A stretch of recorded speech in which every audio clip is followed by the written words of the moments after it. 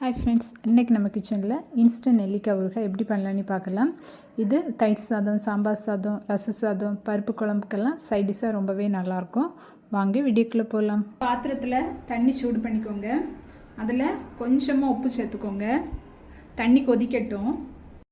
நல்லா கொதிக்க ஆரம்பிச்சிட்டு இப்போ ஸ்டவ்வை ஆஃப் பண்ணிடுங்க. ஆஃப் பண்ணிவிட்டு நான் ஒரு 12 நெல்லிக்காய் வாஷ் பண்ணி வச்சுருக்கேன், அதை சேர்த்துக்க போகிறேன். நெல்லிக்காயை ஒரு 5 நிமிஷம் அப்படியே அந்த சுடு தண்ணியில் போட்டு வச்சுக்கோங்க. பாத்திரம் சூடு பண்ணிவிட்டு அதில் ஒரு 1.5 டேபிள் ஸ்பூன் கடுகு சேர்த்துக்கோங்க. கடுகை வறுத்துக்கலாம். வெறும் வானிலையில் தான் வறுக்கணும். கடுகு வறுபட ஆரம்பிச்சிட்டு இப்போ ஸ்டவ் ஆஃப் பண்ணிவிட்டு அதை வேற ஒரு பாத்திரத்தில் மாற்றிக்கலாம். அதே பாத்திரத்தில் 1 டீஸ்பூன் வெந்தயம் சேர்த்துட்டு அதையும் லோ ஃப்ளேமில் வச்சு ஃப்ரை பண்ணிக்கோங்க. வறுப்பட்டுட்டு இதையே அந்த கடுகு கூட சேர்த்து ஆற விட்டுட்டு மிக்சி ஜாரில் நல்ல நைஸ் பவுடராக அரைச்சி எடுத்துக்கோங்க. ஒரு 5 மினிட்ஸ் ஆகிட்டு இது தனியாக ஒரு பாத்திரத்தில் எடுத்துடலாம். இந்த தண்ணியை வேஸ்ட் ஆக்காமல் அதை நம்ம குடிக்கலாம்.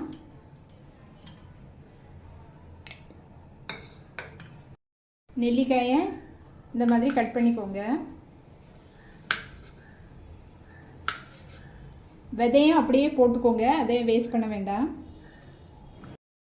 எல்லா நெல்லிக்காயும் கட் பண்ணி எடுத்தாச்சு. ஊறுகாய் பண்ணிடலாம். கடாய் சூடு பண்ணி 2 டேபிள் ஸ்பூன் நல்லெண்ணெய் சேர்த்துக்கோங்க. எண்ணெய் சூடானதும் அதில் 1/2 டேபிள் ஸ்பூன் கடுகு சேர்த்துக்கோங்க. கடுகு பொரியட்டும். கடுகு பொரிஞ்சிட்டு இப்போ ஒரு கொத்து கருவேப்பிலை சேர்த்துக்கோங்க. அது கூடவே 2 பச்சை மிளகாய் கீரி போட்டுக்கோங்க. கூடவே நம்ம கட் பண்ணி வச்சிருக்கிற நெல்லிக்காயை சேர்த்துக்கலாம். அந்த எண்ணெயிலே ஒரு 2 நிமிஷம் நல்லா வதக்கிக்கோங்க. நல்லா வதக்கிட்டேன். இப்போ இதில் தேவையான மசாலா சேர்த்துடலாம். ஒரு 1/2 டீஸ்பூன் மஞ்சள் தூள், 1/2 டேபிள் ஸ்பூன் மிளகாத்தூள். காரம் உங்களுக்கு எப்படி வேணுமோ அதுக்கேற்ற மாதிரி சேர்த்துக்கோங்க.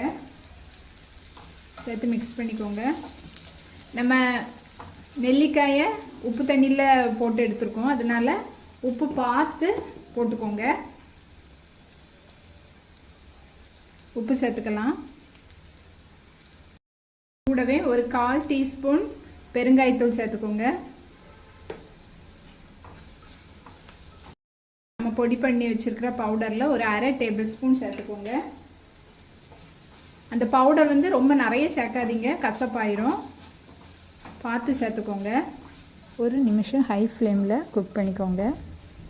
நம்ம ஃப்ரெஷ்ஷாக அரைச்சி சேர்த்தனால இந்த ஃப்ளேவரே ரொம்ப நல்லாயிருக்கு. இது நம்ம ஃப்ரிட்ஜில் 1 வாரம் வரைக்கும் ஸ்டோர் பண்ணி யூஸ் பண்ணிக்கலாம். நம்மளோட இன்ஸ்டன்ட் நெல்லிக்காய் ஊறுகாய் சூப்பராக ரெடி ஆகிட்டு. நீங்களும் ட்ரை பண்ணி பார்த்துட்டு கமெண்ட் பண்ண மறக்காதீங்க. Thanks for watching.